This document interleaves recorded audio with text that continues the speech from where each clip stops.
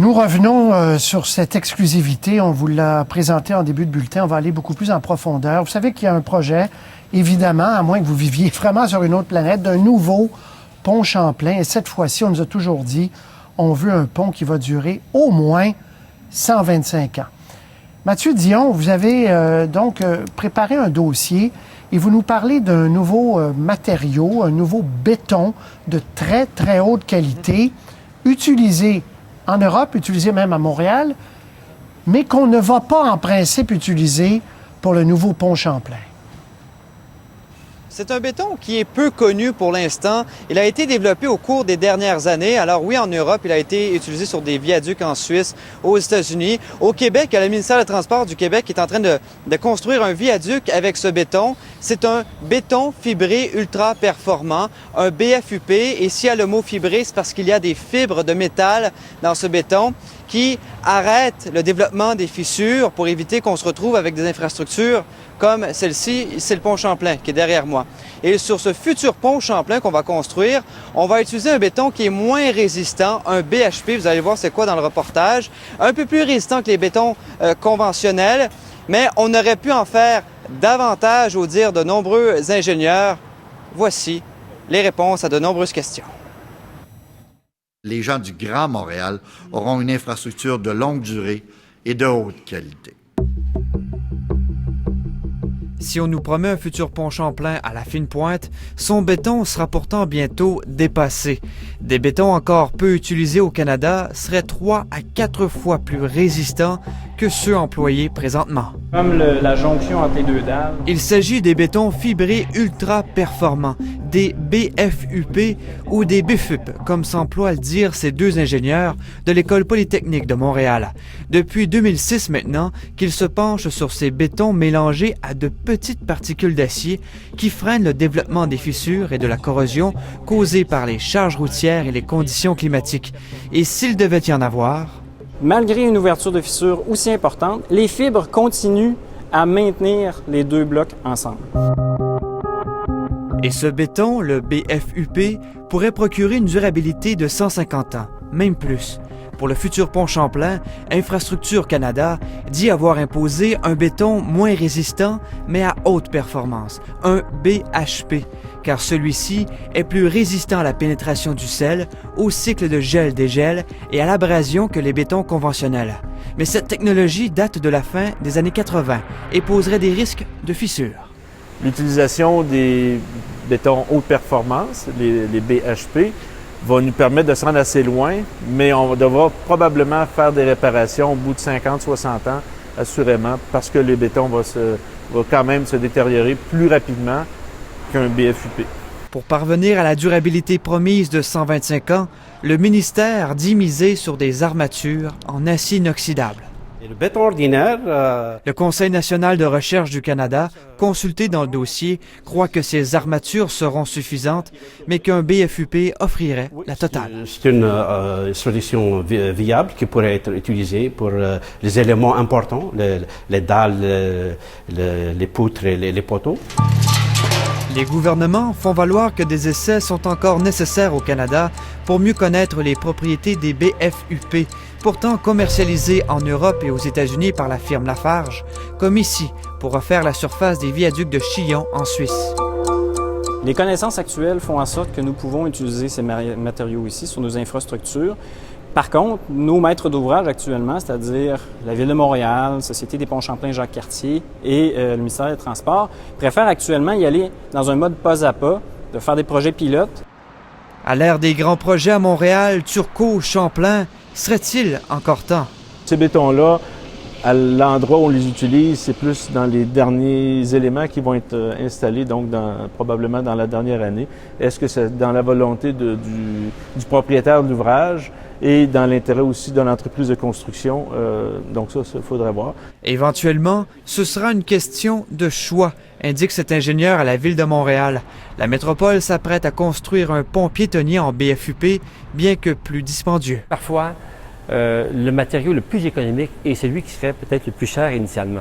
Alors, investir initialement 10 ou 20 de plus sur un ouvrage, peut-être la plus grande économie qu'une ville ne fera jamais sur un ouvrage, si on peut faire 2 fois sa durée de vie par rapport à un usage conventionnel. Chez l'un des rares fournisseurs de ce béton au Québec, son utilisation dans nos infrastructures passe par un travail de longue haleine. Il faut aussi convaincre toute la chaîne en haut, là, donc les donneurs d'ouvrage, les consultants, puis ultimement aussi les entrepreneurs. Règle générale, ce qu'on peut penser, c'est que la politique du plus bas soumissionnaire permet pas nécessairement d'introduire aisément les technologies nouvelles. Ça ne veut pas dire que c'est pas faisable, mais ça prend un travail en amont. Le BFUP suscite donc beaucoup d'enthousiasme chez les ingénieurs. En effet, beaucoup se désolent de la dégradation rapide de nos infrastructures. Pour preuve, les travaux de réfection de ce mur de béton du tunnel Ville-Marie ont été réalisés il y a moins de 6 ans et déjà, des fissures sont perceptibles à l'œil nu. Mathieu, il faut dire ici qu'on a demandé, bien sûr, une entrevue avec Infrastructure Canada, le donneur d'ouvrage. Ils ont, après plusieurs tentatives de notre part, décliné, mais ils viennent de vous envoyer un texte, là. Voilà, je leur ai demandé à 2 reprises s'ils pensaient du BFUP. Ils m'ont toujours répondu que le BHP, puisque vous êtes spécialiste maintenant, que le BHP a été imposé pour la construction du futur pont Champlain. Or, après avoir insisté pour une 3e fois, nous avons eu une réponse aujourd'hui. Alors, le groupe SSL, qui est le groupe Signature sur Saint-Laurent, le consortium formé par SNC-Lavalin pour construire le futur pont Champlain, peut maintenant choisir le type de béton qu'il juge le plus approprié pour répondre aux exigences du gouvernement, que ce soit du BFUP ou toute autre catégorie de béton à haute performance. Donc, on ouvre la porte, alors qu'on ne le faisait pas, on ouvre la porte peut-être à l'utilisation de ce nouveau super béton. C'est ce qu'on comprend. C'est ce qu'on peut en déduire pour le moment avec ce courriel, effectivement. Merci, Mathieu, de ce dossier. Puis on va conclure avec, on l'a vu dans le reportage de Mathieu Bruno Massicotte, vous êtes peut-être le plus grand expert du béton, hein? Oui, merci. Merci. Et on a un morceau de ce nouveau béton-là, le super béton, et on voit très bien ici qu'il est comme le principe des pneus, il y a plein de filaments, là. C'est ça qui fait que c'est indestructible ou presque? Effectivement, lorsqu'on introduit dans le béton ces fibres d'acier, c'est des très petites fibres. C'est les mêmes fibres qu'on retrouve dans les pneus. Effectivement, c'est exactement les mêmes. Ça confère au béton une très, très bonne résistance à la traction. Donc, ça l'empêche de fissurer sous les charges normales. Parce qu'il faut rappeler, M. Massicotte, que le pont Champlain dont on parle, il y a 50 ans, c'est absolument anormal que l'on doive refaire un pont après une si courte période. Est-ce que, avec le principe du plus bas soumissionnaire, on l'a vu dans le reportage, est-ce que le risque, c'est de ne pas encore une fois manquer de le coup en mettant pas ce qu'il y a de meilleur? C'est sûr que en ayant le plus bas soumissionnaire, on a l'entreprise a tout avantage à optimiser ses coûts au maximum. Et c'est toujours plus difficile d'introduire des nouvelles technologies, des technologies qui demanderaient peut-être plus de risques dans ce cas-là. Donc, c'est pas peut-être la condition idéale pour pouvoir introduire des nouvelles technologies, des technologies émergentes et favoriser l'innovation. Mais êtes-vous d'accord que si on paie plus au départ, ça peut être payant sur le long terme? C'est toujours payant sur le long terme. Et on parle de plus, mais c'est pas beaucoup plus. Sur le prix d'un ouvrage comme ça, ça se compte en peut-être quelques pourcents, même peut-être presque à coût égal. Donc, le coût initial est relativement faible et c'est sûr que ça va être rentable. Donc, M. Massicotte, pour vous, il n'y a aucun doute, il faut que j'arrête de le toucher parce qu'il y a vraiment des pics, il n'y a aucun doute que ça serait beaucoup plus efficace et durable pour le nouveau pont Champlain. Ça, c'est un béton qui est au moins 3 fois plus durable que les meilleurs bétons qui ne sont pas fibrés. Donc, ça, c'est... on dit au moins 3 fois plus, c'est même un peu plus que 3, mais on dit minimalement 3. Donc, si on pense qu'un béton va durer 60 ans sans réparation, bien, lui, il va pouvoir durer encore beaucoup plus longtemps. Donc, je ne veux pas vous mettre des mots dans la bouche, là, mais donc, ce serait...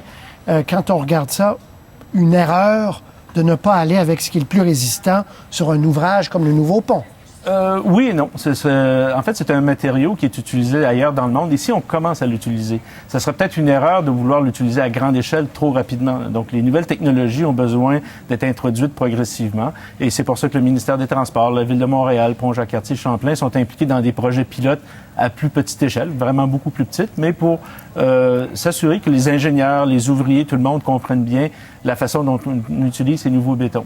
Donc, on aurait pu l'utiliser, mais on aurait eu besoin de peut-être 2-3 années de plus pour se faire la main.